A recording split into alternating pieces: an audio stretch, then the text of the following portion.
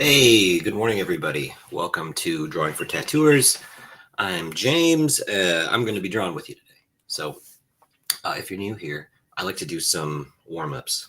So, today's warm-up, I'm going to draw some cubes. So, just start with some vertical lines. Just moving my hand around, and I want to give a quick sketch, three-dimensional cube.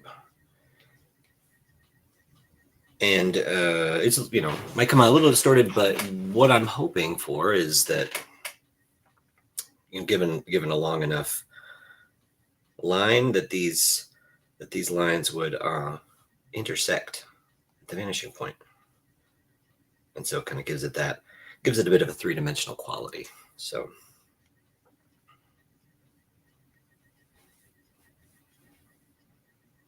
just a couple of quick breakfast cubes, right? It's 9 in the morning where I live. If you're watching, feel free to let me know where you're from, what you're drawing.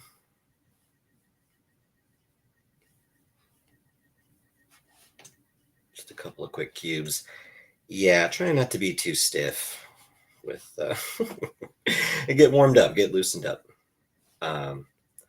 I do think about drawing and tattooing as they're physical acts. It is physical, so you want to get warmed up. Once you have a nice shape, satisfying shape, you can get a bit of emphasis if you want. I'll try to draw on a bit of an angle. Well, I really am just sort of drawing these very simple three-dimensional cubes. I mean, cubes are three-dimensional. Sorry. It's early. Give me a break. Yeah. The same type of shape. 2-point perspective, I believe. That's what I was referring to. You could always think about cube in 3-point perspective. 3-point perspective, where the vertical lines that we were first drawing, these vertical lines, now these vertical lines, they will end in a vanishing point. So you end up with this really dynamic looking cube, right? It looks like could be like looking at a building from above, that sort of a thing. Right. I just to warm up, right? Just to sort of think about forms and shapes. So I could always divide these. Once I've drawn it, it's in perspective already. If the perspective works, perspective works, and so anything that would relate to this, you really could start to figure out just interesting ways that you could manipulate these forms. Do something fun. Speaker box or something. I don't know. Whatever. I think that you could have fun and be creative and doodle, but also have just a little bit of give it a little bit of form. A little bit of form. All right. Enough with the boxes. Draw a sphere. I'll sort of divide the sphere maybe one more time.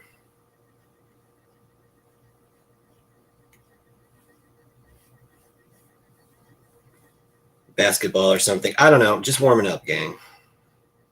Draw some circles, draw some squares. Draw some ellipses. Maybe draw a couple of ellipses. I do like to draw those.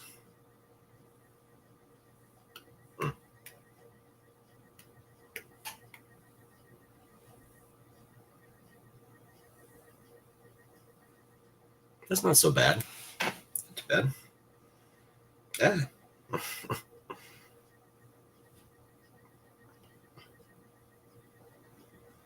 Draw a big one. I really do. I do practice these. You know, I do try to get better at them, and then execute them in real life. I mean, if you are laying something out, I mean, I'm all for using the tools and really making a real snappy ellipse. I do that all the time. Perfect. But practicing it freehand, I think, is valuable, and so I do. I actually do it, and so yeah. No, I think it's. I do think it's worthwhile. Hey, they get a little bit better as you get warmed up a little bit, a little bit, but maybe not much. All right. So let me find my cameras and stuff. I'll say, hey, well, all right. I'm not gonna worry about it. I'm here. I've got my project all lined up. I titled this drawing stream "When in Doubt, Draw a Skull," and because sometimes we don't know what to draw. I certainly feel that, and so drawing a skull can always be a fun exercise. It may be something that you find incredibly beautiful, like I do. So let me, without further ado, new layer. I have my skull reference all set up here in my Procreate document. So yeah, that's it. Okay. Okay. All right. So let's see, get everything settled in. All right. So hopefully you can see. Let me check the different aspects. We have these different scenes here. We can check. So let me just do a bit of checking. I don't think there's any other way. Okay. Well, thanks for your patience, gang. If you like this skull, I mean, feel free to screenshot it. It's my skull. It's I've drawn it many times. I do have this, I have it up here on a layer. And one thing I was thinking about is, of course, like, I think there's an expectation often of, like, these sort of darkened eyeballs, right? The darkened orbital socket. That would be the anatomical name. Right. I can turn this on. I can turn this like on and off I just wanted to sort of look at it, right? There is something about it's not true, is it? Right. Obviously, like, there's a certain plane that exists, like, that holds your eyeball, right? And so if the light is going to hit this skull in this particular way, there's a plane in there. There's like a shelf, and it is going to receive the light. You can see it. It's very bright inside of the orbital socket. But again, oftentimes there's an expectation to sort of, to dramatize, to add some drama to it. So, reserve the right. I've spoken to Bob Tyrell about this, and and many others, and I think that there's a total, I think there's totally valid reasons, sort of, to add this drama to take the artistic license to do it. Right? I figured I would chit chat about that. Today, I'm just going to look at my reference and sketch it and try to block it in and think about, I always get something from it, and I will, if you want to draw along with me or draw something a bit more simple, whatever you like. Yeah. Hopefully you get something out of it too. I'll draw. Let's see if you can see these marks. Yeah, that's not so bad. You can see those. I can see those. All right, why not? Why not start with just some mark? It's not perfect. So just some general proportion. Like, I want it to fit. I don't want to start drawing like the this is the top of the head, and then there's the eyeball part and nose, and then you run out of space. I don't want to do that. I'm going to establish from the beginning, at least as some parameters. There's a top and a bottom. I think that's I think that could be useful. Let me see.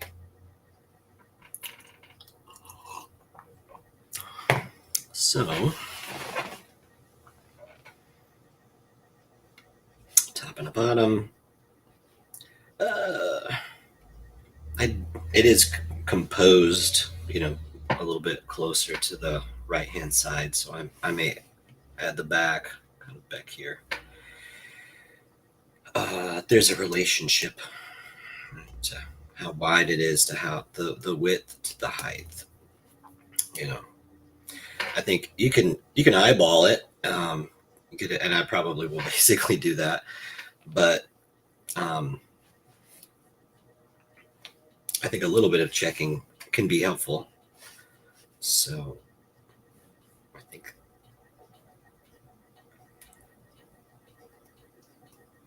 I would like my skull to fit roughly in approximately this shape here. And let's see. So I'm going to try to get a bit of the attitude of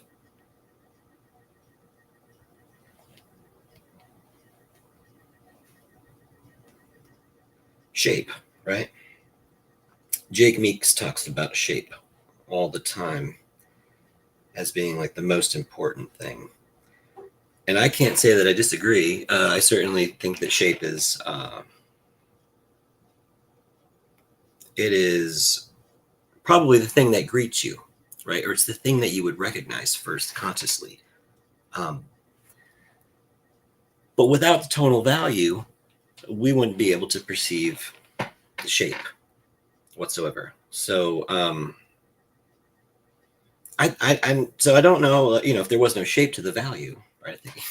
So I think they actually are. They're in a, we might refer to like dialectical relationship, like they are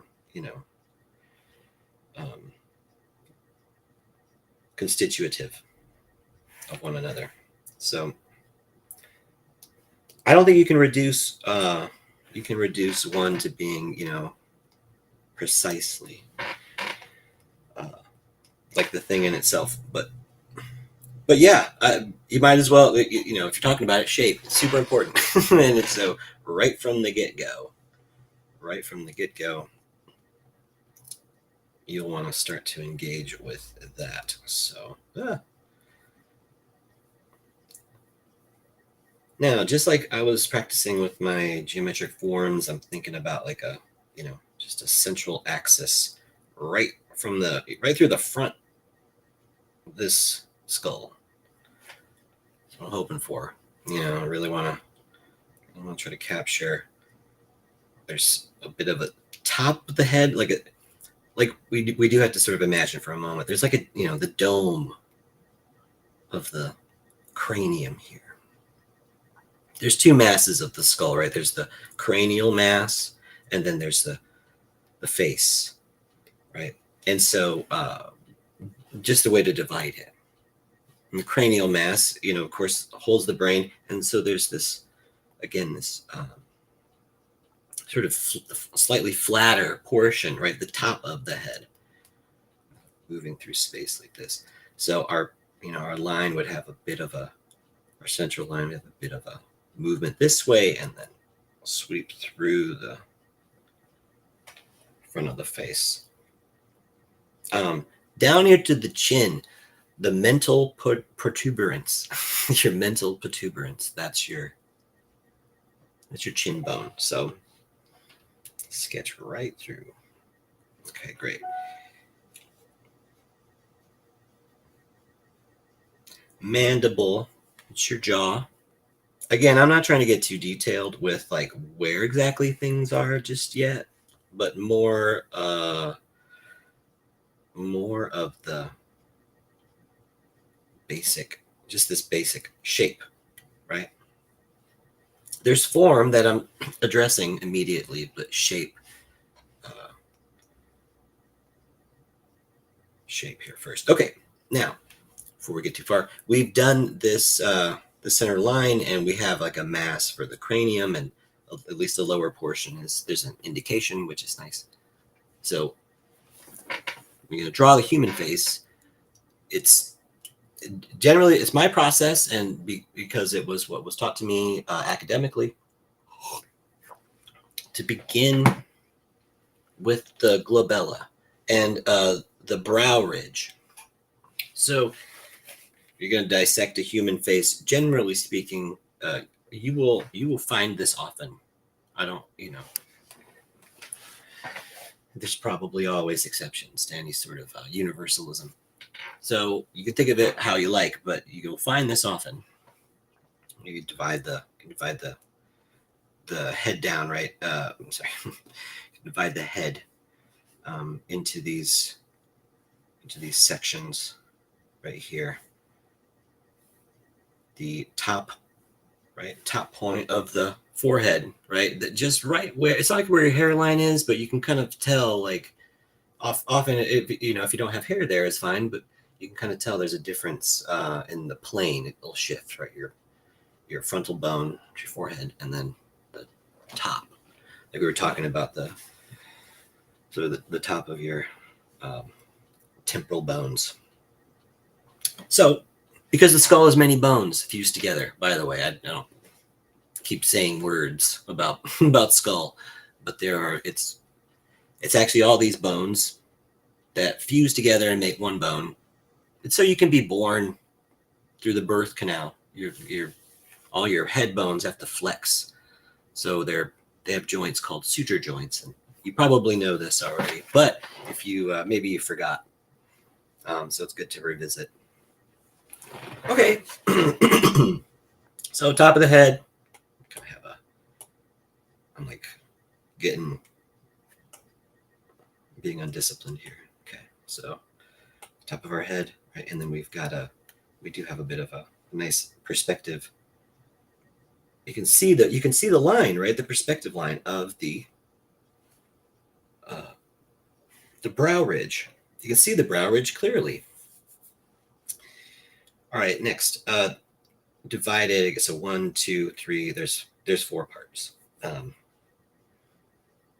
You have this proportion is just under the nasal bone, nasalis. So it's like it is meant to indicate that point. That's what that measurement sort of indicates for you. Is this like that's the bottom of the nose, and then the last one would be the bottom of the chin, the mental protuberance. Okay. Anyway, I'm not sure if you heard the song in the beginning. Please let me know if you heard it. My friend George, he made it for me a while ago, and I finally was able to get it hooked up to our streaming service and play it. And I want to credit him. It's a real kick-ass song. So, all right. I am now just starting to sketch in just a few more of I see these perspective lines, right? I hope you can see them too. We have the cheekbone, right? It's the lower portion of your, of your orbital socket. And so this bone is called the zygomatic. And so our zygomatic arch right here, I can see it like clearly in my reference. Like there's a line that, perspectival line that cuts across the face. Now I'm drawing them really flat. You could have a little bit of perspective, just you could have it like slightly. It is wrapping around. It's a slightly rounded form, but I generally find if I start a little bit more with angular forms, angular shapes to shape my form, I can always add curvaceousness later. but it may be hard just to give a little bit more rigidity, if you like, to like something that's already, super rounded. Loomis method, right? We might sort of chop off this whole side plane of the face, right? Just that's about the proportion roughly. You can just, you can see it. It's all the way down. That.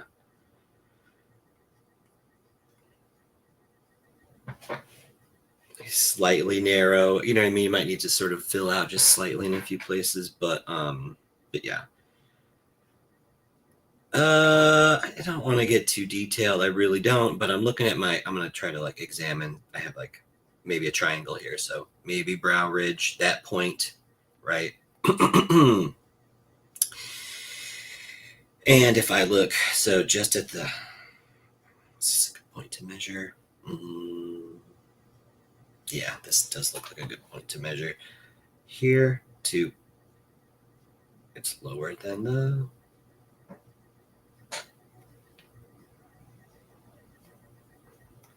shooting for, see, I'm trying to shoot for this point right here. I'm looking at angles and relationships to that point. I don't want to make it overcomplicated, but this is a fun academic game to draw from life. You draw from life, you have to like make a lot of comparison. I think that's really the point of drawing from life. You're making lots of comparisons and judgments, and I mean, you're being the arbiter of what is and what isn't. And so there's a pure subjectivity, which I like and I think is valuable. A state of being, if you like. You're just sort of, you can get in the zone, as people like to say. But what are you doing, right? There's an abstraction that you are causing from all the information of life, right? It's like life is very rich and you're getting a flood of info. So what do? You're trying to manage the flow, right, of information that you're receiving. and the intensities, right? There's a certain intensity to how you would go about depicting everything. And at a certain point you would likely go for it, as it were. So anyway, I think I can continue here. Tattoos.social. I don't think I have a graphic. That sucks. I don't think I have a graphic for tattoos.social. Can I share my tattoos.social window? I really would like to. I'm going to share it with you.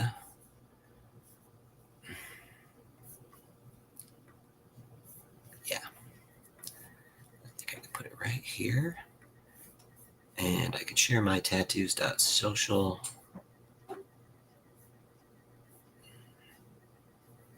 window.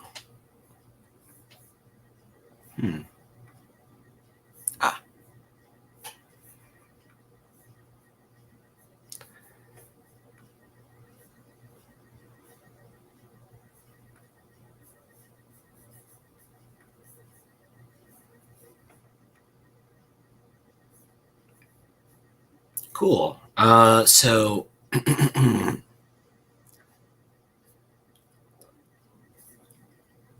well, that's fun. Tattoos.social. So we're on tattoos.social right now, actually.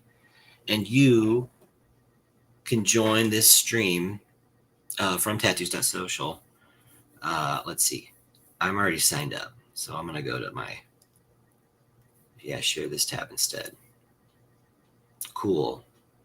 So I'm in my tattoos.social profile. Let me see if I can chat. What's in the chat? Good morning, Creatures Cave. Great to see you. Here we go. Cool. So now you can see it. Tattoos.social. If you're not on it, it is like it's all tattoos feed, no bullshit. So, you should definitely be on this. And yeah, hold up. Look at all this. Look at everything that's going on already. It's like social media, but like all but tattoo stuff. You know what I mean? That's fun. Um, okay, so you come up here, events. This is this tab. There's events. It's on the upper right. Click that.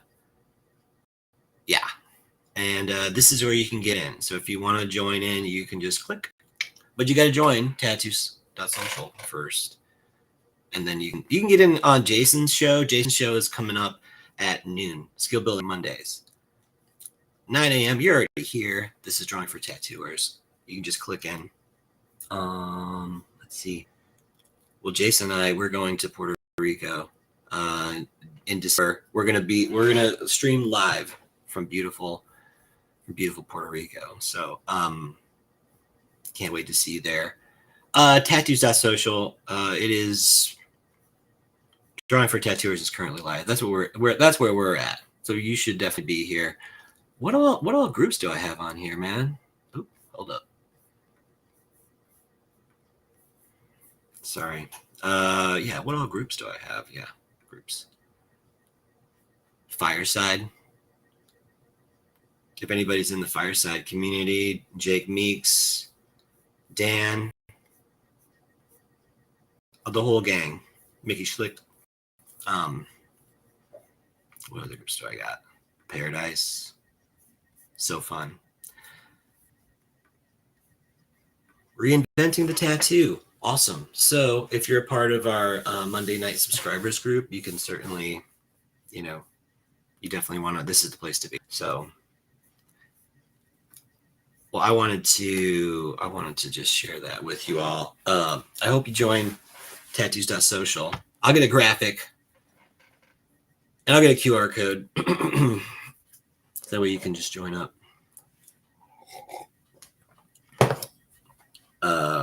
Skull. Working on the skull. Okay. So, maybe I just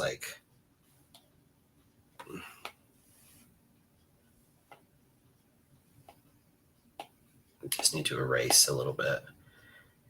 Yeah.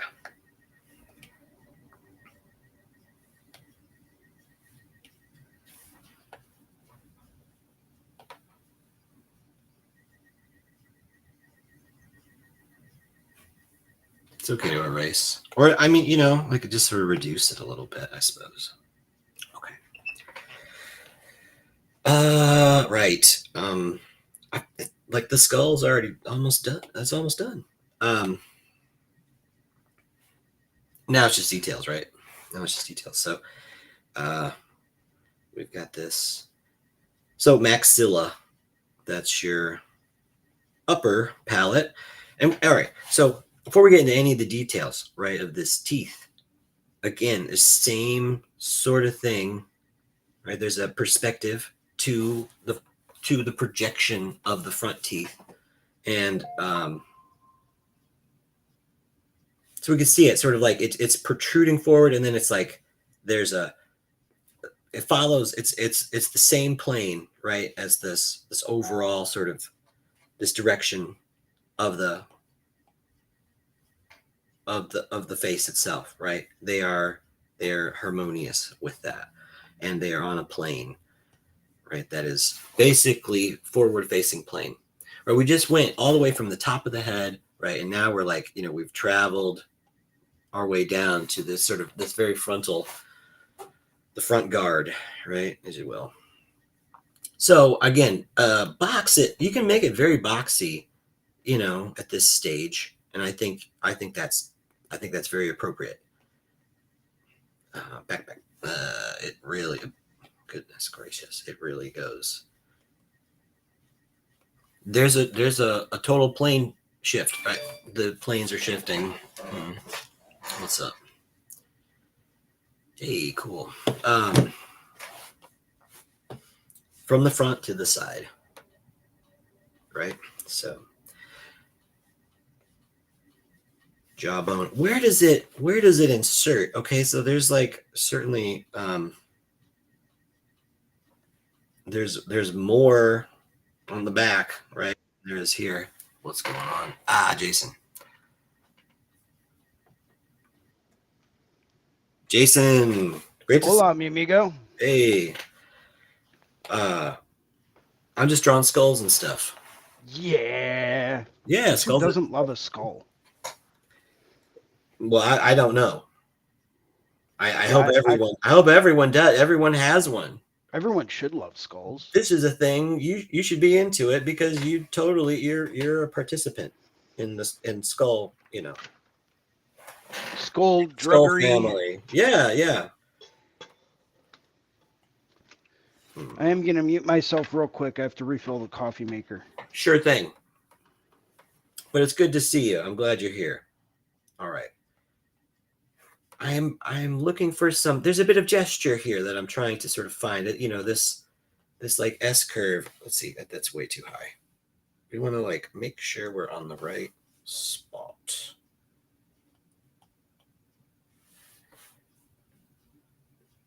Like how big are these orbital sockets, right? You can get really meticulous measure, and you should you should. Um,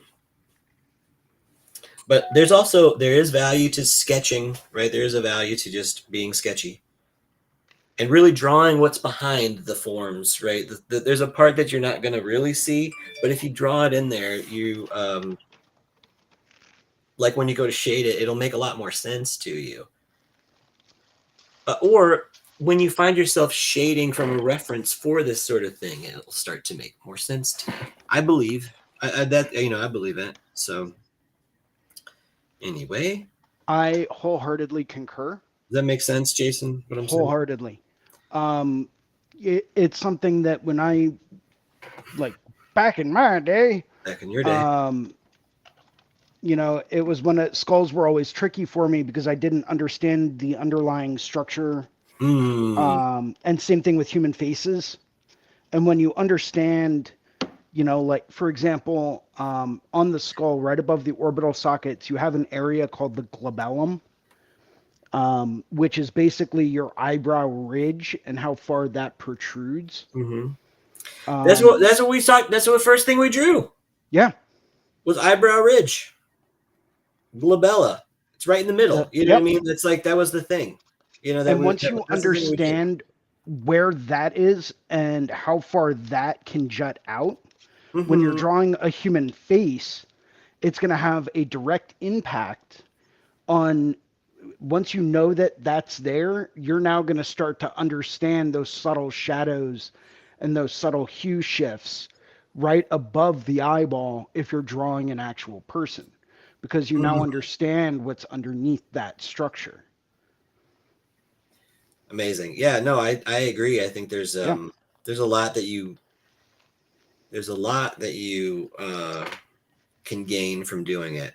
And look, this is pretty terrible drawing, but I do think this would be the approach. Lots. A bit of sketching. You sketch till it starts to feel a little bit more accurate, and then you can start to go for some of the contour, some of it, right? I don't think there's any rush to sort of put a fat outline on your sketch, No. not until you could render it. And to be honest with you, a lot of times I find that I'm finding a lot of success in starting to shade my tattoos first and then applying more definitive outlines either later on in the session or maybe even at a second later one. Um, but again, it's like there's like a certain degree of like you may put in a very confident outline initially, but knowing that there might be more to come, right? There might be more development of the edge line dichotomy. They're, like it's like any sort of line is a shape with two edges, Correct. right? That's the way we need to think about it. Um, and so a lot of times I do like to question like what is a line? Like, where does it belong? Does it belong to the object or does it belong to the space behind it? And I think if you're being honest, sometimes, sometimes it can go back and forth. And It is I think it's a fascinating way to think about like what it is that you're doing with your line. It has to. Sometimes it would have to belong to the space behind the object that you're, if you're doing this really thick line. So I always look at, my real big bold lines. That to me is always the last part that I do. Totally. Always. I won't ever do big lines in the beginning. Well, back when I was a young tatter tot, I used to, but ah, video stinks. There we go. That'll do. Um, but yeah, I have since adopted the concept of I'll go through and I'll take like a 5 round liner and I'll Yeah. just do like a light gray or a medium gray line on my first pass Mm-hmm. just to like, get my stencil committed to the skin. Um, and then from there, I start blocking in all of my tones. And then I'll overlay color over top of that because, value first. Um, because if your values aren't right, your hues aren't going to be right. And it's just not going to work well. Yeah. Um, No, I agree. but it's I agree. something I started doing, and I noticed a monumental difference in the quality of Mm, work that I was putting out. nice. And then the last session for me is always going back through, hitting the solid blacks. And then if certain lines need to be hit again to darken up, crisp up, I'll do Mm-hmm. that during the final session. And then I'll Mm-hmm. hit the white highlights again, and it's done. Mm. Well, it's good to have a checklist and be kind of systematic, I think. I really am. Uh, I'm trying to be more methodical, more organized. Uh, I took um, I took Cooper's seminar at Paradise, and it was like I think it was very helpful. I think it was a very helpful. Um, just like just way into his thinking about how how to apply tattoos, and just really the kind of the really the how so much of what we're doing is craft, and I know a lot of people, we know that, but really getting you can be artistic but also have this, this sort of craft, this client centered or client forward craft approach. um and so I think that means different. You have, again, like you said, you have some sort of order of operations you follow. I think that's probably the thing that people need to do, rather than saying that there is a way that's the cookie cutter way. uh you know Question that for sure, and stop question that for sure, and develop your approach, one's approach, as it were. I'm just gonna do more of a quick. I I do feel like I'm I noodling do here. like to think I do like to say that one thing that I was taught when I was coming up was until you understand and learn the middle of the road, you probably shouldn't veer to either side of it. Hmm. Like learn the rules before you decide to break the rules. That Oh, way that's you interesting. know the rules to break. What So, was and I directly apply that to like the concept of the craft and then having all right, a okay. working So process. let me throw this at you. Spice it up. Maybe you agree. I don't know. But so philosopher Rick Roderick, Texas.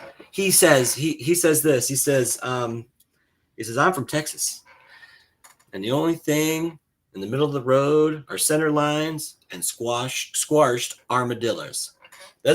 Squashed armadillos. So like the middle of the roader. That's the thing. That's the problem with being in the middle of the road.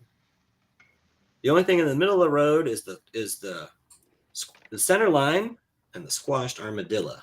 So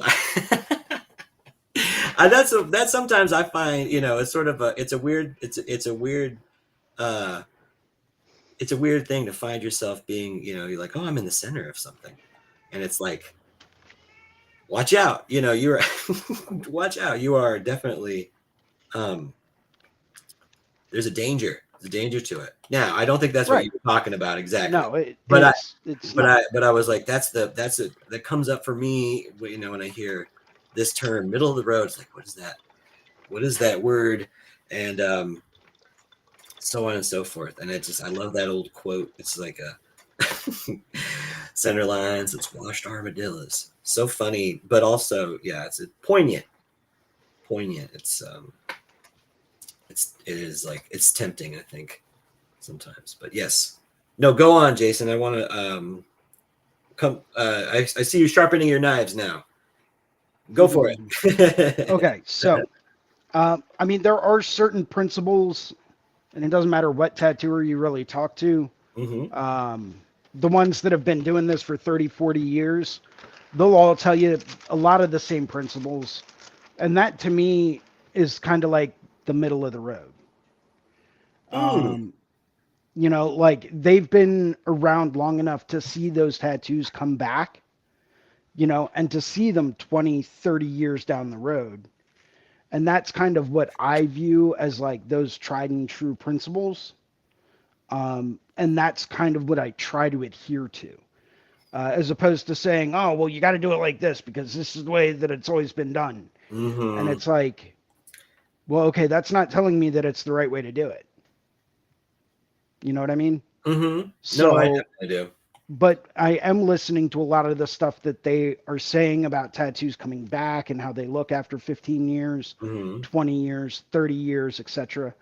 And that's the kind of stuff that I'm really trying to adhere to when I say, you got to learn the middle of the road first. There's a reason why some of these things are being said, like um, working on your values first, right? Because after a while, under direct sun exposure, color can fade. And now what are you left with? If you don't have your values right, it's not going to look like a very good tattoo. But Right. if you have your values right and you have enough of that underlying contrast, then it can be 30 years. The color will have completely washed out of it, but it will still look good. So that's just kind I of the love it. point I was trying to I make. love it. No, I think that's well. There's coming like seeing things healed up, um, seeing things after a certain amount of time. Like again, it was like it's my understanding that like if you needed a touch up after 5 years, like back in the like this was the okay colloquially we say this word back in the day. I don't know what this means, but I would say that it's probably something that it probably comes out of the 80s and 90s, let's say, you know let's just say that that if you needed a touch up after 5 years, it just wasn't wasn't crafted very well. um and I think there's something about like you may need to that maybe there was a glitch in the heel, or there was like a small holiday or something, but there might be something to that, where you apply it and it's like it should last for 20 years. Now there's fugitive colors. I know the guy talks about this. I know that I have tattoos that have orange pigment and they're completely gone. You know what I mean? Mm-hmm. So like, what's the you have to again? It's sort of it's an interesting answer. Like, do you keep on being experimental and bold, even though, like you said, like now we know it's like, well, this color doesn't really work that well, but we still love it. It's a color, you know. Um, we keep working on it, trying to get it to work, trying to get it to be, better. Um, Guy is doing this sleeve for me, and it's like there's a bunch of orange in it. There's a ton of orange is going to be in it, and I'm all right with it. You know what I mean? It may fade out in six, Right. 7 years. You Well, know what I and mean? I think what the underlying premise is, with that is you bring up a good point. You do. Because with the disappearing orange, we don't know, Right. you know? But back to my previous point, as long as you have enough value there, enough underlying tonal value, if that orange disappears tomorrow, it should still Mhm. look like a good tattoo. Not that any color should disappear within 5 to 10 years. It should still be there. I still have orange, yellows, and reds on my arm from 20 years ago. Um, Mm. so I don't think it's really the case of. Okay, well, what if this disappears? Well, it should still be a good tattoo either way. Yes. No, I think that is I think that's a nice way to go about it, because if we really don't know like what's gonna, what is the longevity of a particular, the light fastness, if you Correct. like, of a particular ink, um it's vital to the composition. You have to do it. uh how long is that gonna last? We don't know. But like you say, if there's good composition, let's see, we got some issues here I'm trying to fix. There's good composition and stuff. You're likely you're gonna have a much better time of reinvigorating that piece. Hmm? Right? Correct. Good composition. Those are the things that are going to be.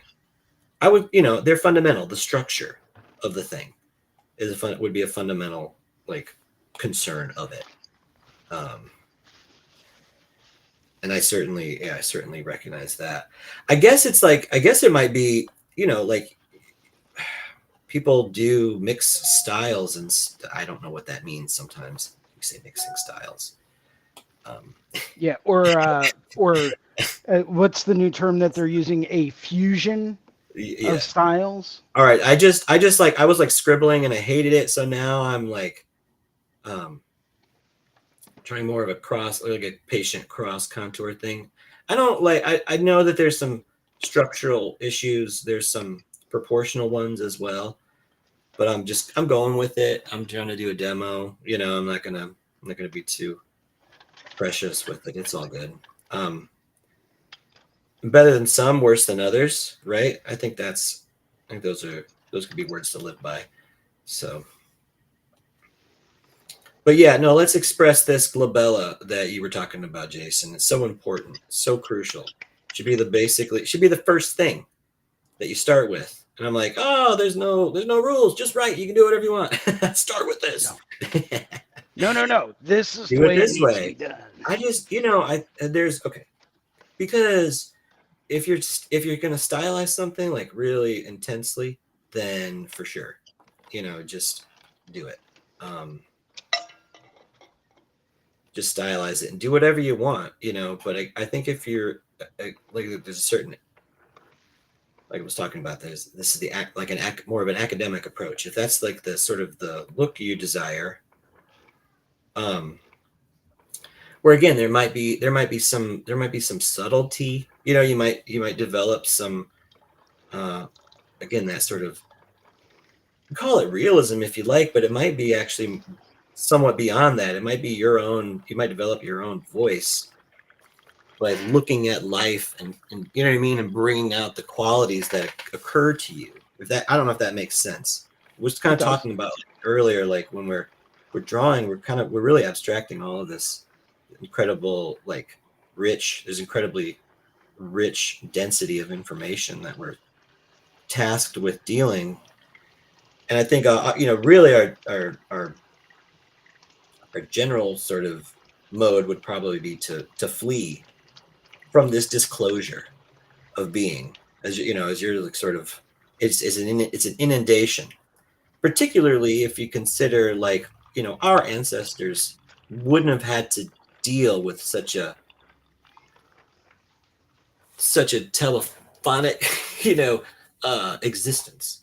all of these um all of these images that we're bombarded with all day, all these sounds and alerts, everything that is truly sort of designed to ensnare your attention, um, I think can be certainly overstimulating. So, uh, drawing may be this sort of somewhat of a decentering practice, if you like, and sort of, it's where you're almost taking some of the stimulation out and replacing Well, it with an order, right? And I think a lot of times that can be the suspicion, when you're looking at artworks, you're looking at drawings, it's the order that they're presenting you with, you know. It certainly can be.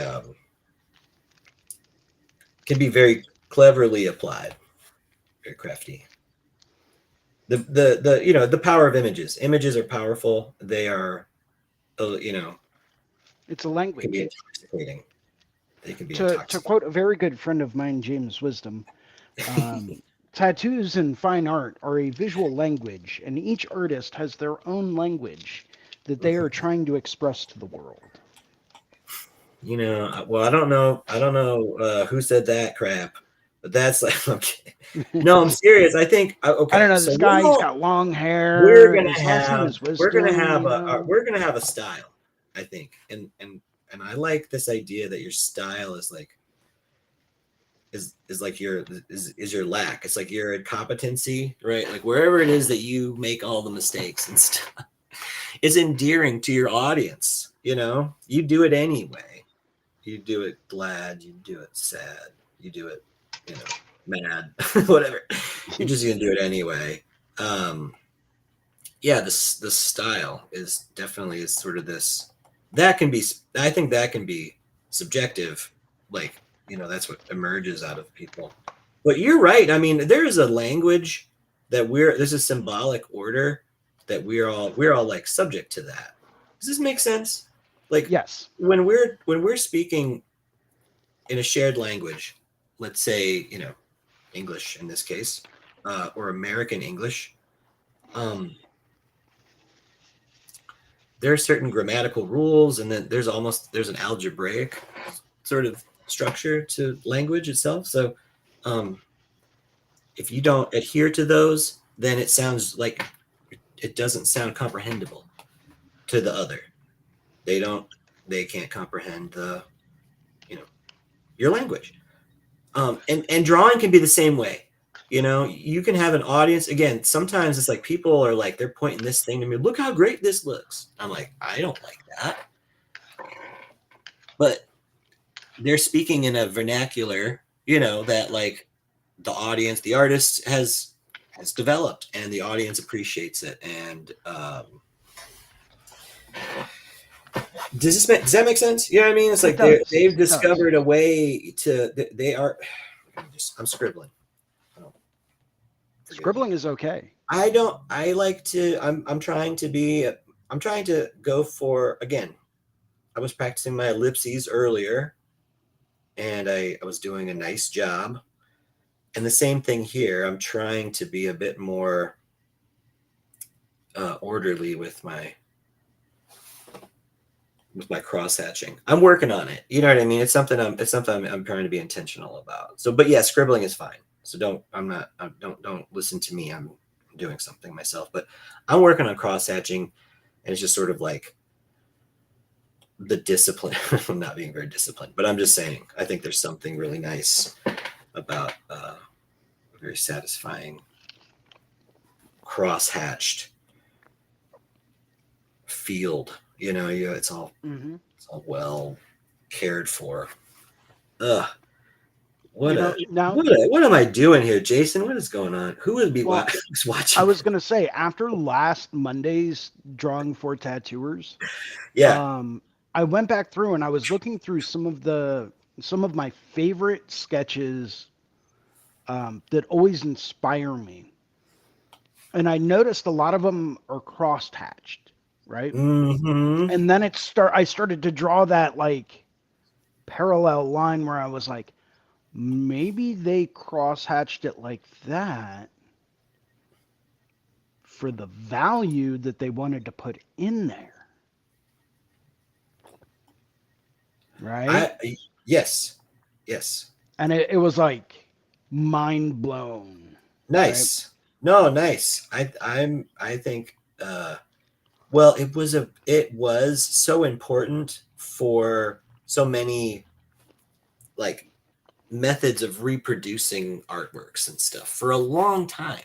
It was just really crucial that it was organized. It was a well organized, uh, you know, uh, series of marks. Right. That's what it was. They were marks, and that's what technically, of course, like your screen is, where everything is. It's organized how you organize your marks, and I do. So the mark, the trace, all those concepts. I think they're really interesting, and they can get pretty deep as well, just in how you can apply it. But again, I just feel like you are correct in saying that you do need to engage with a field of articulation, like that would somebody would refer to as rules, right? Because again, it's like it would be how you would relate to that in some way. There's an old joke that I like, and I have told it, but I stole it from Slavoj Žižek, and Slavoj Žižek tells this joke. It's this guy walks into a cafe and he orders a cup of coffee without cream, and the waiter says, I'm sorry, sir, we don't have cream. We have milk, so I can offer you a coffee without milk." And so that's the joke. That's the joke. But I think the point that we make from it is just simply that, like, what something isn't is equally important, if not more so, than to what it isn't. Right. So Correct. don't give me coffee without milk and tell me it's coffee without cream. I think that's the point that we. I'm sorry. I'm sorry. That's probably like not a funny joke and maybe offensive. So especially the people who No, like but it's a good point. milk. They like It's a milk very and good point. coffee. Because until you know what something is not, then it's hard for you to define what something actually is. Even, Determinate negation. That would be yeah, the concept you're talking about. Determinate negation. It is defined by what it is, by what something is not. And like, so again, and that's a Hegelian point, and Hegel talks about the skull bone and the phenomenology of spirit. He refers to uh, phrenology, right? He really deconstructs phrenology. He takes it down. Phrenology is this like pseudoscience that talks about like the shape of your skull being indicative of your character traits and stuff. Well, this is nonsense. So then what does Hegel say? Hegel says spirit is a bone. What? Hold on. Spirit is a bone. Spirit is like, it's like the life force, right? It's the it's the yeah. it's the ever escaping fox. How can you call it this inert, dead skull bone? How can you call it that? Well, it's in that confusion. It's like, how confusing is that is that saying? And this again will sound really funny, but like, how confusing is that saying? How far off could that be? The spirit is a bone. How wrong is that? Is is exactly proportional to how wrong we are when we think that we understand what the spirit is. And so it gives you a context where you're like, oh, I know what it is. That's how wrong I am. Right? Spirit is a bone. It's a funny thing, but what I think it always does is a moment of absolute knowing. It's a moment of knowing, like, I know nothing. You know? Hmm. It's the moment where you can admit to, yep, I know nothing, and neither does anyone else. So Correct. it's all, and that's all that we can know, that we know nothing. I'm adding a different layer, so I can heighten this sketch with white and not contaminate the lower one. This Hmm. might be a bit of cheating, but It is not at all. it's not cheating. But Because just like working on yeah, human skin is not a pure white surface, yeah, yeah, which yeah. means we have the ability, Bring we it up, can bring it even up a even on touch. the most, you know, palest person out there, we're only going to go up to about a 30% on the value scale, maybe 25 at the most, It you know? is. I And so then from there, we yeah. add white, and then that's going to give us that extra little boost in contrast. No, you're so right about that. It's nope. But then I can do this. Boop. Hmm. I can just, yeah, I can just straight. I know there's no shame, but yeah, not the same. I'm not trying to put the same light everywhere. I'm trying to instead just heighten it a bit, I suppose. A bit of hatching. I don't. Maybe more of a technique I need to work on. That's for sure. I don't want to put all this white down here. Somehow my How tone? it's What value is your I don't know. canvas? I don't know if here. It's like, yeah. All right, Was that I would. 65? If yeah, if you bring that 65? down to like 45 or 50, Oh, you mean like lighten yeah, it? a little bit higher. Okay. Like There you that? go. You like that? Yep, that's still going to Better? be dark enough that it's really going to help you with Look at your all this shadows, little and it's dumpy still over going to here. What stay is wrong with mid-tone, this drawing, but dude? it's still going to be dark enough to allow you to add those highlights in there. I don't know, something. Yeah, we need to like all this has got to. This is way too bright. I think at the very least. I Well, don't know what's wrong with it. on the Uh, screen that I'm seeing, it yeah, looks at about 30 to 45%. I feel like it's like too fat or something. Like be. It needs to be reduced just a The little. value, No, just shape. I'm just sort of looking at shape and stuff too. liquefy. Yeah, trying to like. I'm just erasing a little bit. I could liquefy. Let's show off liquefy. It's a fun. It is fun, and Liquefy I is so much actually fun. will. Let's see. Let's liquefy. Liquefy. I'll push. So with liquefy, I can just kind of push this just a little bit. I don't know. It's like I want to. It's like I'm so handicapped by. I'm sorry. I'm really dependent on on tracing trace so much. But look, shape that up a little bit. That looks a little bit better. There's something about that. Like that. Liquefy it. It's fun to play around with it. You might like. I think that's a little bit better. Okay. I think the bottom of your chin could be a little bit further down. I can't really see your reference image that well, but I'll try to bring it. I'll bring it over. Maybe. Here. Bottom of the chin come down a little bit. I'm yeah, with that. I think I'm that would with be a that. little helpful. Okay. A little bit more. Maybe this whole thing just a little There bit you go. better. You like that better? Let's see. Yeah. This piece. It's in the beginning. It's like, you know what I mean? It's like I was sketching it out and I'm all talking shit about like, oh, you got to draw it and do good, blah, blah, blah. Terrible. But that's the thing, you know what I mean? If you don't get it, if it's these little tiny things it just adds up. And then it's like, what's wrong with it? Mm-hmm. Look at that. Look at that. Look at that. It looks it's like attitude. It's like, what's up? A little bit of, yeah, I like that. That's better. I think. Thank you, Jason. I think I think that is better. It just, probably needs a little bit more. A little bit more. But yeah,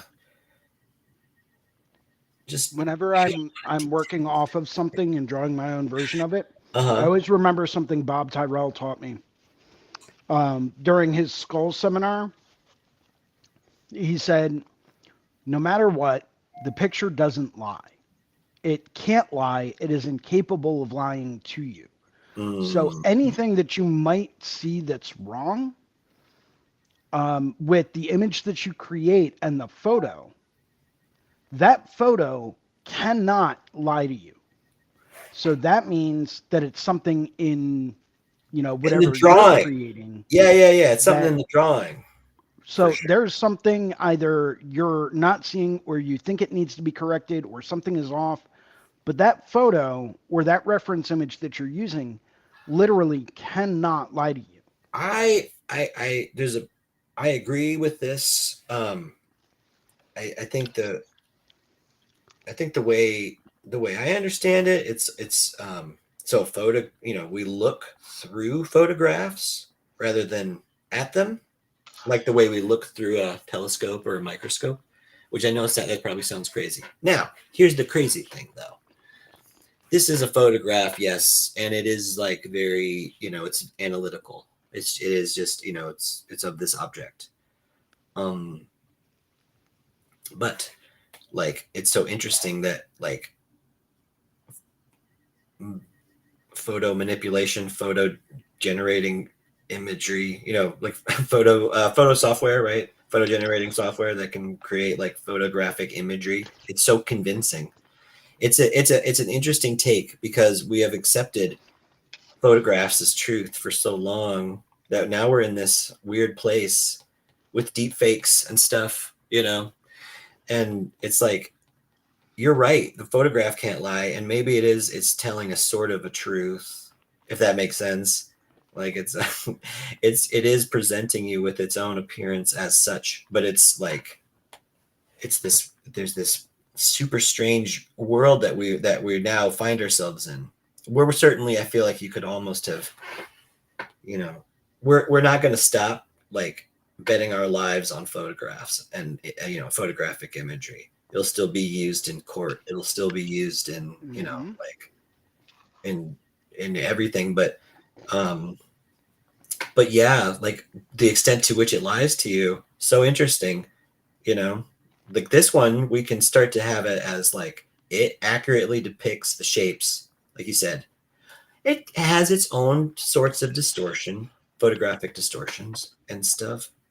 Um, but we are like, it's just a fascinating time to be alive. You know what I mean? To think about all those, just the shifts that we have to make, and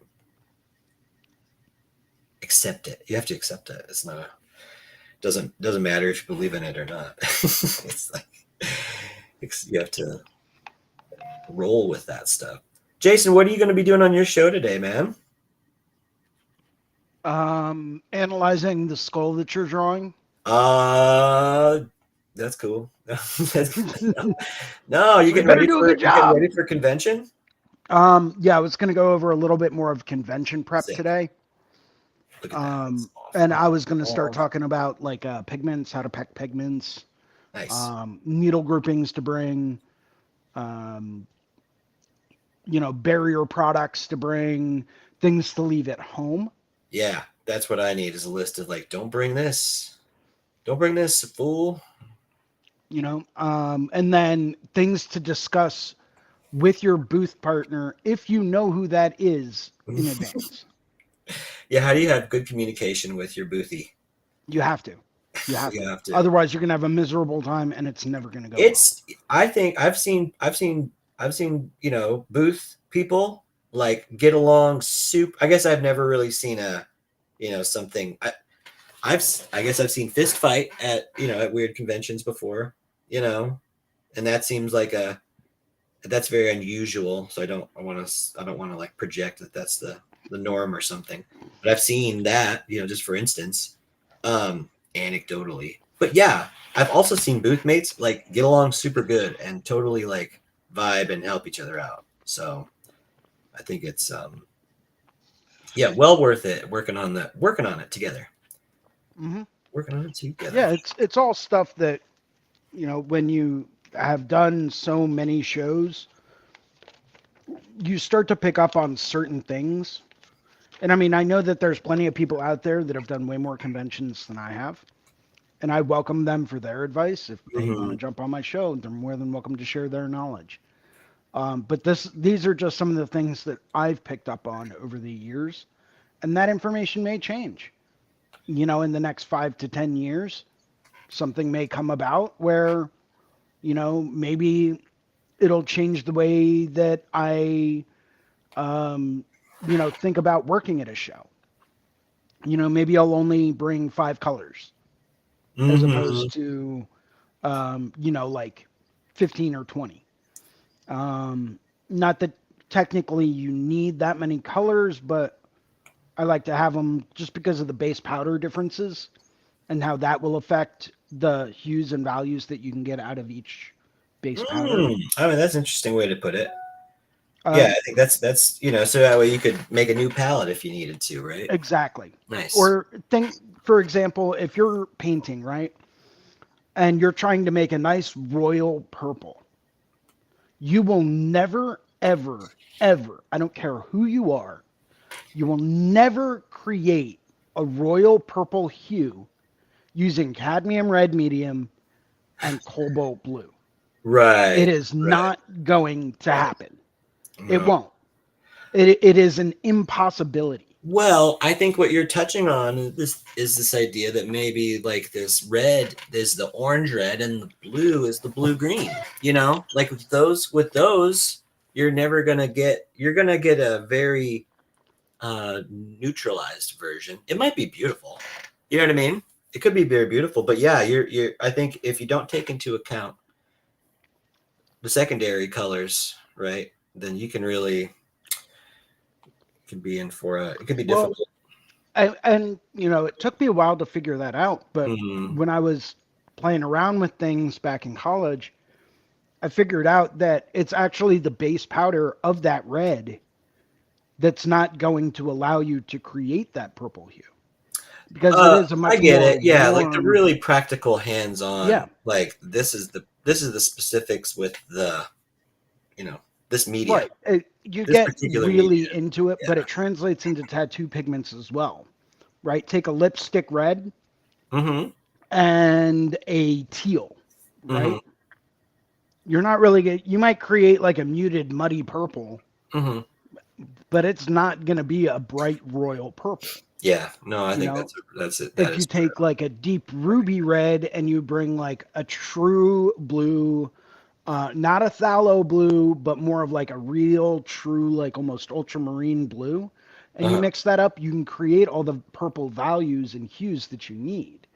But if you don't bring the right pigments to mix in the beginning, you're not going to be able to create the colors that you need throughout any given tattoo. So you have to understand your base pigments there. Mm-hmm. Um, you know, some I like to travel with like 12 to 15 colors from which I can mix everything I need because of the base pigment differences. Um, from those colors, I can literally create anything, you know, plus black and white. So, Yeah. Yeah. um, No, that's awesome. No, I think that's and yeah, that's exactly the sort of thing, the really practical, secondary advice, that I think is it's so valuable. Uh, this was like an interesting little portion, and I was just sort of just sort of dealing with it. It's not quite it's not as dialed in as I'd like, but on this, I mean, I'll try to be more explicit. So I'll use some colors here. So this ridge, this top part, this upper part, this is be the like the temporal line. That's too dark. Sorry, I can do a brighter green. So this is yeah, the temporal line right here. Um, Again, you're zygomatic, and then this little ridge right here, and then right back there. So that's what I'm pointing at. So I'll take that off, turn the screen off. So it's it's been the line. It can if I look at we look at the reference, I might be able to zoom in on it. If you look at it, it's like darker, right? Like this, there's a line that belongs to this ridge, right? But a then hard edge, the yes. yeah, it's a hard edge, right? But it's basically an outline, if you like. Hmm. It's this this can be rendered sharp. And it's sharp, right? There's a certain sharpness to it, and so like in a tattoo, you use a liner and just put that, you know, or you'd be very. I mean, if you're very good with your mag, you could do that, but a liner right there would be fine. I think put a black line right there, basically. I might do a thin one, you know. I might do like real. I might do a black line right there. To be honest, these days that's where I'm at with it. I might just do a black line. But anyway, but right back here, right? It's shadowed behind. It's dark behind, right? Like this, how this starts to this edge back here, right? It's light. So the dark belongs to the form, right? And then becomes light. The dark belongs behind the form. It's that undulating sort of would I go? I don't know if I'd go black. I might like. That's a little sharp. You know what I mean? I might go with just a very dark gray to, but it's good to practice this prior Yeah, to. I would You take know it what I and I mean? would It's good to just blend practice it this a out. little bit. Yep. But certainly, it's very subtle, but that if you gave the value there, does that make sense? Like you could just black that all in if you wanted, and you'd lose all that subtlety and that nuance. But if you really carefully decide that the dark edge belongs to this part or is behind, it's lighter, the edge is lighter, or the object is lighter rather. It's a subtle game, and it just takes a bit See, of just patience. from the screen I'm looking at, I see the bottom portion of that edge Uh-huh. being the same value as the interior of the eye socket Down here. right by the bridge of the nose in the reference image. Mm-hmm. So that makes me think that the edge is actually lighter. Um, Which edge are you talking about? I don't know the technical names for it, but the area right along the side, right along the orbital socket, I think that's going to be just a hair lighter in This certain spots.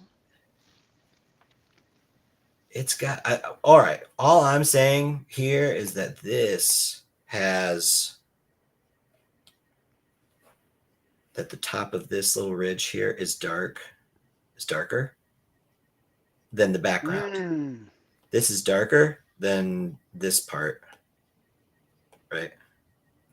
Yes. I see what you're doing. Then so that belongs there. And then again, it's like there's like another ridge. It's very subtle, right? There's another Hmm. ridge right there. So you might even suggest like you could actually there's a subtle little light shift, but it belongs to this object, to the shape. Now, as it transitions, there's a movement, and it's like again, you might just sort of draw a sharp line there, but then you bring the shadow behind it is darker, right? You might like define this whole edge with a line, but shadow belongs here, this edge darker here. And that's the relationship. The line belong I don't like that highlight thing I put in. Get rid of it for now. It's just too it's again so subtle and stuff in there that it's better to back way up probably, and then just do a little bit of tone it in a bit. It's not the worst skull ever drawn. I don't like it's a little squishy I didn't really focus on the lower jaw like I shoulda. I think it might need a bit more value here now that I'm looking at it. It's really sharp.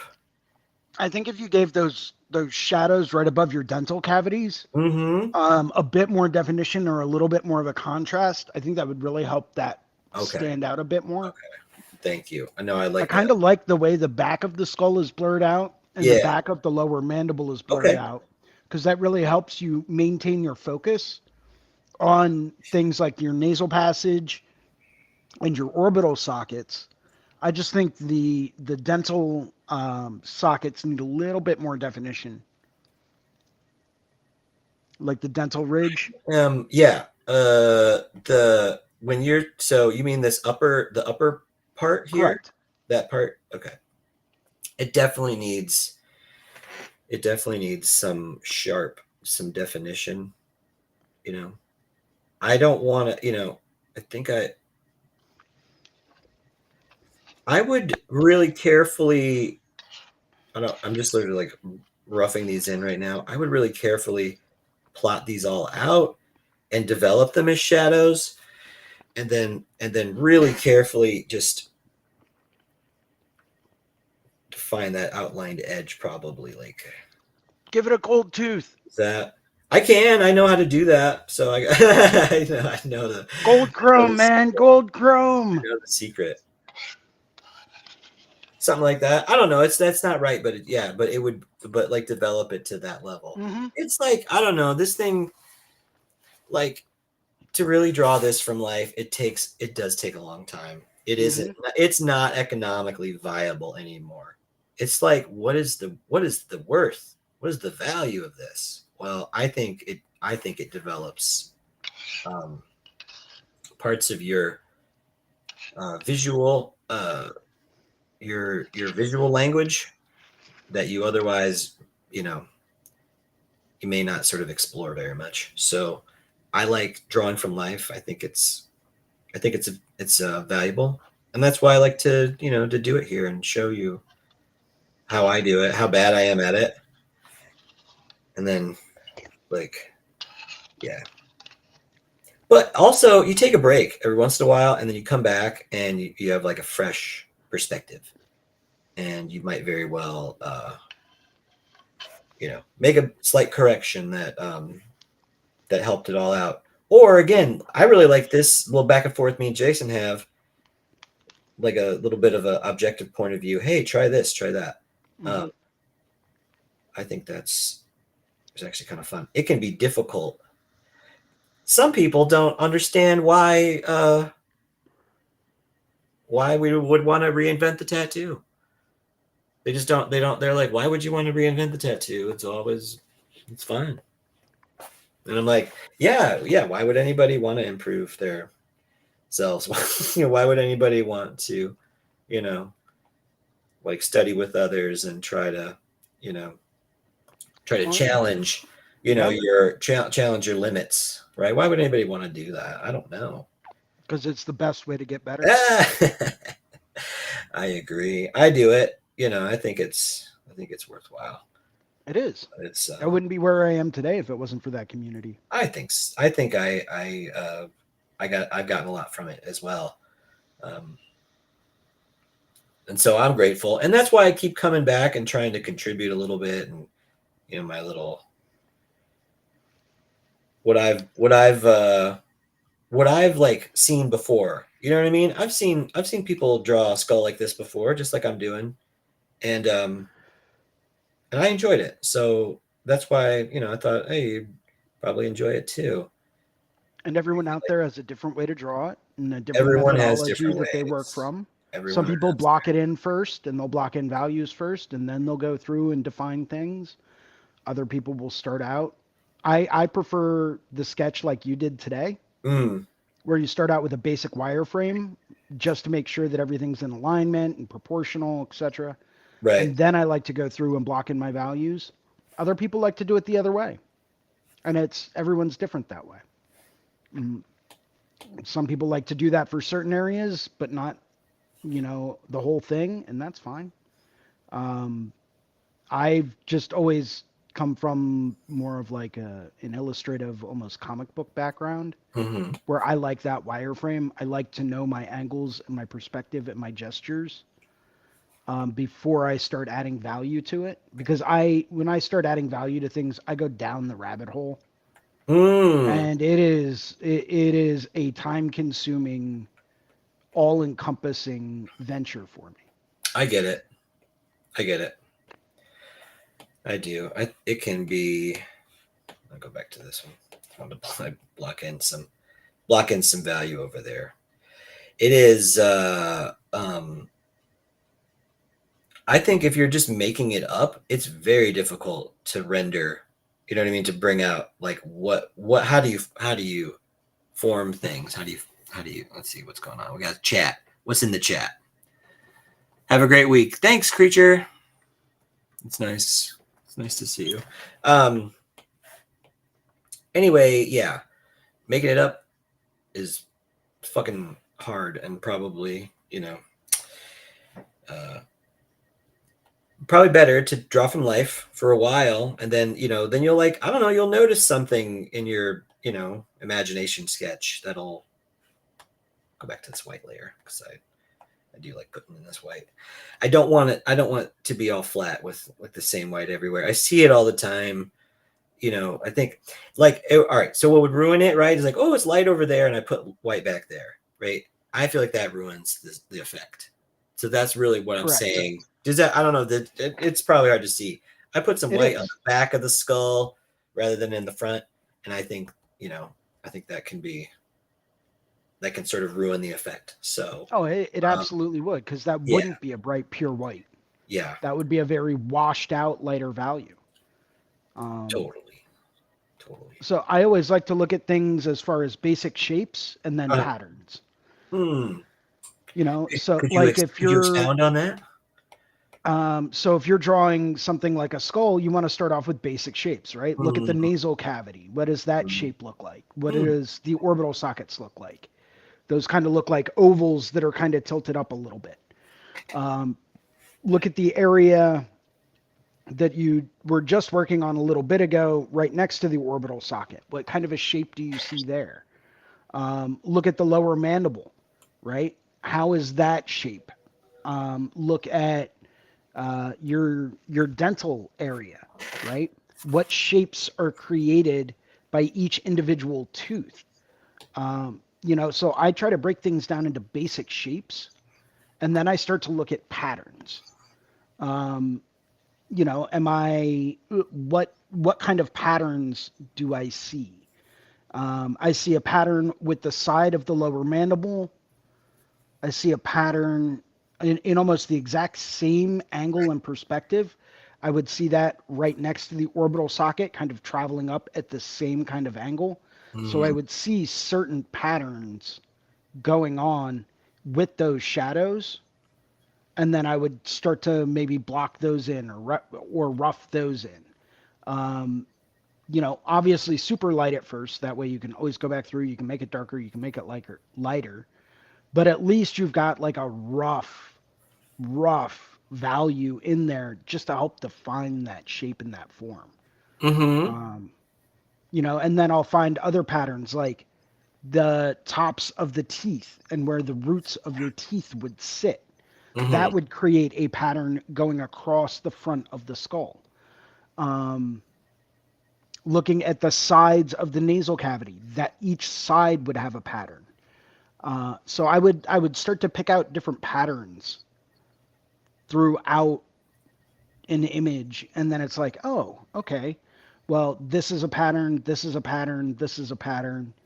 Now that I know that I've got my basic shapes and I've got my basic patterns, everything else from there is just kind of tweaking things. Hmm. Um, Look at a crow's foot, for example, right?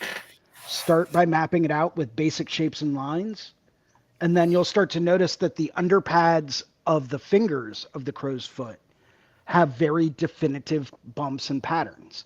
The top of a crow's foot has a very definitive, almost scale like pattern, right? And then that pattern moves into the top of the foot and then continues off into the leg. Things like snakes, right? Scales have a definitive pattern. The heads of snakes are definitive basic shapes. Look at almost anything, right? You can find patterns if you look for them. And that's Yeah, that always what I that try I to do. definitely agree. We can certainly posit a pattern, and it might be a useful illusion. Does that make Correct. sense? Like That's exactly what it is. illusions are not necessarily bad things. They are things that can really help. They can be very helpful. Like a delusion might be a very bad thing, right? Okay, we have a delusion, but like an illusion, which I think could certainly patterns could fall into this from time to time. Um, that yes, they can be very useful and it can be a very helpful conceptual device. And I like that very much. That makes all the sense in the world to me. And everything you said, I think was very valuable and useful. Like that's the way I would call it very phenomenological, the way that you described it. It's just how things show up for us. Um, and you're looking and it's like, oh, there's that pattern, and yep. And there's a certain like Jeff Gogwe was talking about this, like the oneness of Hmm. the one, like we're in the universe, right? So it's like, oh, everything's, even though it's all one. The other idea is like a multiplicity, where there's a multiplicity of ones, and in each one is its own multiplicity, right?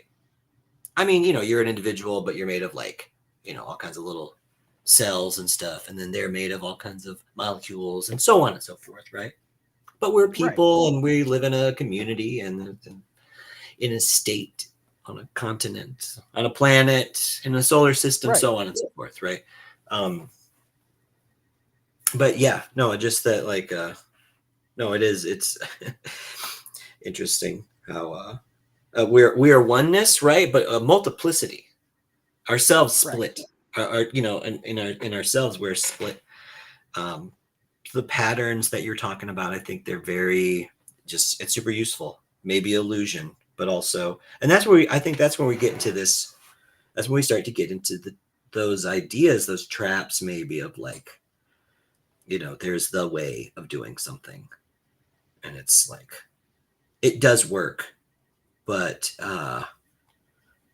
you know, it might stifle creativity or growth or something like that. You may have to sort of violently overthrow that sort of a thing from time to time. Violently overthrow those regimes, if you will. Again, I think that's a part of this whole like, what does art present to you? As you know, it presents an order to you, and so that can be a part of that. It can it might make you suspicious from time to time, and I don't think that's I think that's very natural. So, um, yeah, are we noodling yet? Hey, that's not the word. That's not the worst. That's I not the think worst. it's coming along pretty awesome. I think it's One way you can always check: flip your reference upside down and flip your image upside down, thank you. I'm gonna do that right now. I'm just gonna check. I'll do it with this guy. I'll just see. or mirror it. Oh, hold on. I got Mirroring this. it works. Uh, I would just rotate the whole canvas. There you go. Now rotate your reference. There you go. uh, I mean, I don't know. It's like there's a That's gonna, resemblance. I think there's a slight resemblance, at least. yeah, So, you know, just yeah. It forces when in your doubt, draw eye. a skull. But yeah, no, yeah, you could totally draw this upside down for a while, and I think this is a great tip. This is a great tip, just to sort of turn it upside down like that. I picked Um, that up from a book. It's a great book. I highly recommend everyone reads it. It's called Drawing on the Right Side of the Brain. is that Betty Um, Davis or sorry, Betty Edwards rather? I believe so, yes. Betty Edwards. But it's moving you away from the concept of Yeah. what we think a skull should look like. And it's forcing you to look at, if you're using a reference, Hmm. it's forcing you to look at just shapes and shadows Yeah. and to help you dial those in so that when you flip it back over, it's still what you recognize to be, Yeah. but it's going to be a lot more accurate because now all you're doing is looking at different shapes, shadows, and forms. You know, I definitely like I love that book. Um, many of like the claims in it are, you know, they're somewhat contested and stuff. However, um, I think in a very fascinating way, there's a new researcher who's been doing all this work in left brain, right brain, this hemispheric concept that you're talking about. You know, drawing on the right side of the brain. Um, like again, like this the stuff that Betty Edwards was saying. I think it's sort of like some of it isn't as um, again, it could Almost be like, really helpful conceptually. You know what I mean? right, 'Cause I right. believe in this. Exactly what we're doing right here. I believe in it. I think it's a really great method to help you dial in, like you said, to dial in those values and stuff that you otherwise like. It's so easy to get. I look at it like you get blinded um, by the beauty of your image. You know what I mean? Like you're just sort of like you've been staring at it and you're like seduced by the surface. Does that make sense? Sounds Yeah, crazy. it But that's does. like, It yeah, does. It makes a lot I of think sense. that's a part of what's happening is like you're, you know, you're like, it looks great, blah blah blah blah blah, and what's wrong with it? I can't, and you like, again, like you fall in love with little portions and you couldn't possibly, it's too precious then. You couldn't possibly ever dismantle it or destroy it, erase stuff. Right. Um, which again is like editing is the key to making anything good. Like later on today, I'm going to clip this show. I'm going to make clips of it. I swear to God. I'm I not very good promise. at that. I promise I'll do it. Well, we'll keep working on it. But I'll make some Yeah. clips, and they'll be again they'll be edited versions of all the stuff we talked about today. I there is like there are structural deficiencies with this drawing that are likely irreconcilable, but it sure was fun to do. It was fun to get on here and do it. I didn't know what to draw today. Full Yeah, disclosure. skulls and flowers are always my go-tos. It's a good go-to, I man. also like snakes and dragons. Yeah. So that's like my four basic, things that I always default to whenever I can't figure out what to draw. It's like, It's like a little screw it, I'll draw another dragon, it's or drawn on a dragon. I'll draw another snake, or I'll draw a skull, or I'll draw some flowers. You know, um, every now and then I'll get outside my wheelhouse and I'll be like, I'm going to draw a rooster, or I'm going to draw a gorilla, or maybe a chimpanzee today. Who knows? Nice. Or an iguana, or a scorpion. You know, every now and then I go outside my wheelhouse. But if I'm stuck in a creative block, I always default to like those four things. This skull is grimy. I like it. I like a good grimy skull. I think that's the I think I that's the way to like it. be. Good grimy skull. It's the way to be. This is good. I think this is a great stopping point for today. I'm so glad I did it. It's sometimes I get a little nervous to get on here and draw.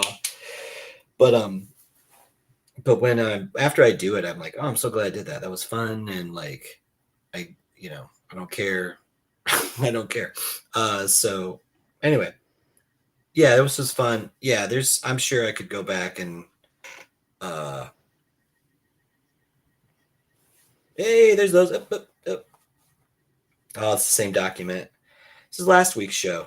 So I Yep. went through and did these just practicing those practicing our cross Hatching. hatching. Here we go. All right, so this is where we started off today. It was a recap.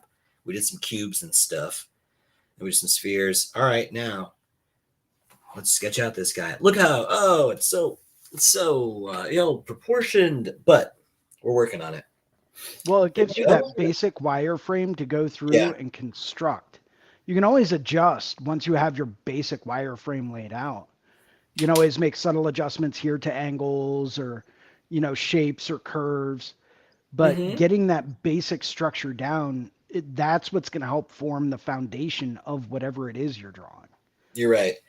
Well, I don't think it's just being a copy machine either. At some point, you almost have to let go of the drawing a little, or the reference a little tiny Correct. bit. You know. You absolutely have to. So yeah, and I hear people say that sometimes. They're like bemoaning we're using a photographic reference, and they're like, "Oh, it's just being a copy machine." I'm like, I don't think so. I don't. But I certainly think like drawing from life never feels that way. Drawing from life never feels like being a copy machine. It is like its own thing. That was Correct. fun. That was fun to do. We should do this again. Maybe next week. Next week, 9 a.m. We also checked out tattoos.social. Yes, we Tattoos.social. did. We checked them out. Tattoos. Tattoos.social. Yes. Is it sharing it? Yeah. Mm-hmm. Okay. So yeah, here it is. Tattoos.social. Skill building Mondays drawing group is happening in 1 hour. In 1 hour. I hope to see you there. You can get there through the tattoos.social. Right, you can get there. So you should definitely be over here on tattoos.social. All right. Stop sharing that. Stop it. Stop sharing. There. Yeah.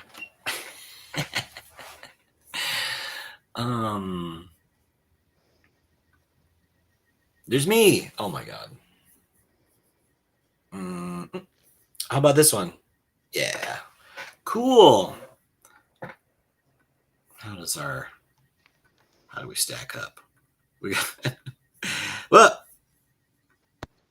how'd you turn upside down? I did not do that. Wow, your audio got real squirrely. Can you hear me now? Oh God, you sound like one of the chipmunks.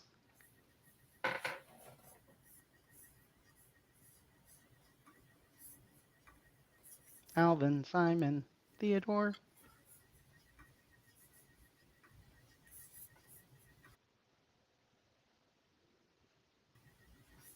How about now? Oh God. Does it sound any better now? Is it better? How are you upside down? What happened?